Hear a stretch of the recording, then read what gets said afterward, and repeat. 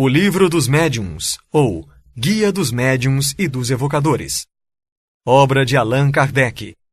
Ensino especial dos espíritos sobre a teoria de todos os gêneros de manifestações, os meios de comunicação com o mundo invisível, o desenvolvimento da mediunidade, as dificuldades e os tropeços que se podem encontrar na prática do espiritismo, constituindo o segmento de O Livro dos Espíritos. Audiolivro da Canoro Audiobook, produzido e editado por Leonardo Martins, baseado na obra em domínio público. Narração: Leobaldo Prado. O Livro dos Médiuns. Introdução. Todos os dias a experiência nos traz a confirmação de que as dificuldades e os desenganos com que muitos topam na prática do espiritismo se originam da ignorância dos princípios desta ciência, e feliz nos sentimos de haver podido comprovar que o nosso trabalho, feito com o objetivo de precaver os adeptos contra os escolhos de um noviciado, produziu frutos e que à leitura desta obra devem muitos o terem logrado evitá-los. Natural é que entre os que se ocupam com o espiritismo o desejo de poder impor-se em comunicação com os espíritos. Esta obra se destina a lhes achanar o caminho, levando-os a tirar proveito dos nossos longos e laboriosos estudos, porquanto muita falsa ideia formaria aquele que pensasse bastar para se considerar perito nesta matéria saber colocar os dedos sobre uma mesa a fim de fazê-la mover-se, ou segurar um lápis a fim de escrever. Enganar-se-ia igualmente quem supusesse encontrar nesta obra uma receita universal e infalível para formar médiuns. Se bem cada um traga em si o germen das qualidades necessárias para se tornar médium, tais qualidades existem em graus muito diferentes e o seu desenvolvimento depende de causas que a ninguém é dado conseguir se verifiquem à vontade. As regras da poesia, da pintura e da música não fazem que se tornem poetas, pintores ou músicos os que não têm o gênio de alguma dessas artes. Apenas guiam os que as cultivam no emprego de suas faculdades naturais. O mesmo sucede com o nosso trabalho. Seu objetivo consiste em indicar os meios de desenvolvimento da faculdade mediúnica, tanto quanto o permitam as disposições de cada um, e, sobretudo, dirigir-lhe o emprego de modo útil, quando ela exista. Esse, porém, não constitui o fim único a que nos propusemos. De par com os médiuns propriamente ditos, há, a crescer diariamente, uma multidão de pessoas que se ocupam com as manifestações espíritas. Guiá-las nas suas observações, assinalar-lhes os obstáculos que podem e hão de necessariamente encontrar, lidando com uma nova ordem de coisas, iniciá-las na maneira de confabularem com os espíritos, indicar-lhes os meios de conseguirem boas comunicações, tal o círculo que temos de abranger, sob pena de fazermos trabalho incompleto. Ninguém, pois, se surpreenda de encontrar nele instruções que à primeira vista pareçam descabidas. A experiência lhes realçará a utilidade. Quem quer que o estude cuidadosamente, melhor compreenderá depois os fatos de que venha a ser testemunha. Menos estranha lhe parecerá a linguagem de alguns espíritos. Como repositório de instrução prática, portanto, a nossa obra não se destina exclusivamente aos médiuns, mas a todos os que estejam em condições de ver e observar os fenômenos espíritas. Não faltará quem desejara publicássemos um manual prático muito sucinto, contendo em poucas palavras a indicação dos processos que se devam empregar para entrar em comunicação com os espíritos. Pensarão esses que um livro desta natureza, dada a possibilidade de se espalhar profusamente por módico preço, representaria um poderoso meio de propaganda pela multiplicação dos médiuns. Ao nosso ver, semelhante obra, em vez de útil, seria nociva, ao menos por enquanto. De muitas dificuldades se mostra inçada a prática do espiritismo e nem sempre isenta de inconvenientes, a que só o estudo sério e completo pode obviar.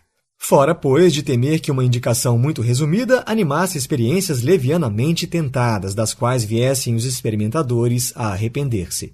Coisas são estas com que não é conveniente nem prudente se brinque, e mau serviço acreditamos que prestaríamos, pondo-as ao alcance do primeiro estouvado que achasse divertido conversar com os mortos. Dirigimo-nos aos que veem no espiritismo um objetivo sério, que lhe compreendem toda a gravidade e não fazem das comunicações com o mundo invisível um passatempo. Havíamos publicado uma instrução prática com o fito de guiar os médiuns. Essa obra está hoje esgotada e, embora a tenhamos feito com um fim grave e sério, não a reimprimiremos, porque ainda não a consideramos bastante completa para esclarecer acerca de todas as dificuldades que se possam encontrar. Substituímo-la por esta, em a qual reunimos todos os dados que uma longa experiência e conscienciosos estudos nos permitiram colher. Ela contribuirá, pelo menos assim o esperamos, para imprimir ao Espiritismo o caráter sério que lhe forma a essência e para evitar que haja quem nele veja objeto de frívola ocupação e de divertimento. A essas considerações ainda aditaremos outra, muito importante: a má impressão que produzem nos novatos as experiências levianamente feitas e sem conhecimento de causa, experiências que apresentam o inconveniente de gerar ideias falsas acerca do mundo dos espíritos e de dar aso à zombaria e a uma crítica quase sempre fundada. De tais reuniões, os incrédulos raramente saem convertidos e dispostos a reconhecer que no espiritismo haja alguma coisa de sério. Para a opinião errônea de grande número de pessoas, muito mais do que se pensa tem contribuído a ignorância e a leviandade de vários médiuns. Desde alguns anos, o Espiritismo ha realizado grandes progressos. Imensos, porém, são os que conseguiu realizar a partir do momento em que tomou o rumo filosófico, porque entrou a ser apreciado pela gente instruída. Presentemente, já não é um espetáculo, é uma doutrina de que não mais riem os que zombavam das mesas girantes. Esforçando-nos por levá-lo para esse terreno e por mantê-lo aí, nutrimos a convicção de que lhe granjeamos mais adeptos úteis do que provocando a torto e a direito manifestações que se prestariam a abusos. Disso temos cotidianamente a prova em o número dos que se hão tornado espíritas unicamente pela leitura de O Livro dos Espíritos. Depois de havermos exposto nesse livro a parte filosófica da ciência espírita, damos nesta obra a parte prática, para uso dos que queiram ocupar-se com as manifestações, quer para fazerem pessoalmente, quer para se inteirarem dos fenômenos que lhes sejam dados observar. Verão aí os óbices com que poderão deparar e terão também um meio de evitá-los. Estas duas obras, se bem a segunda constitua segmento da primeira, são até certo ponto independentes uma da outra. Mas a quem quer que deseje tratar seriamente da matéria, diremos que primeiro leia O Livro dos Espíritos, porque contém princípios básicos sem os quais algumas partes deste se tornariam talvez dificilmente compreensíveis.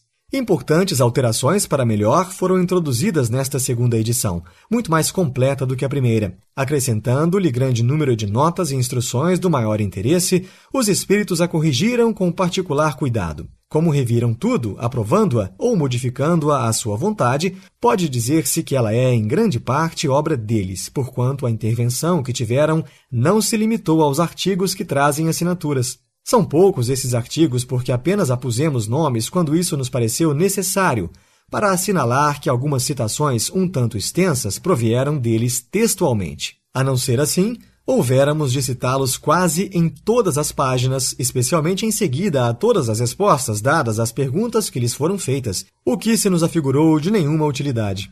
Os nomes, como se sabe, importam pouco em tais assuntos. O essencial é que o conjunto do trabalho corresponda ao fim que colimamos. O acolhimento dado à primeira edição, posto que imperfeita, faz-nos esperar que a presente não encontre menos receptividade. Como lhe acrescentamos muitas coisas e muitos capítulos inteiros, suprimimos alguns artigos que ficariam em duplicata, entre outros o que tratava da escala espírita, que já se encontra em O Livro dos Espíritos. Suprimimos igualmente do vocabulário o que não se ajustava bem no quadro desta obra, substituindo vantajosamente o que foi supresso por coisas mais práticas. Esse vocabulário, além do mais, não estava completo, e tencionamos publicá-lo mais tarde, em separado, sob o formato de um pequeno dicionário de filosofia espírita. Conservamos nesta edição apenas as palavras novas ou especiais, pertinentes aos assuntos de que nos ocupamos. Muito obrigado por ouvir o audiolivro da Canoro Audiobook. Mais obras como essa você encontra no site canoro.com.br. Acesse já!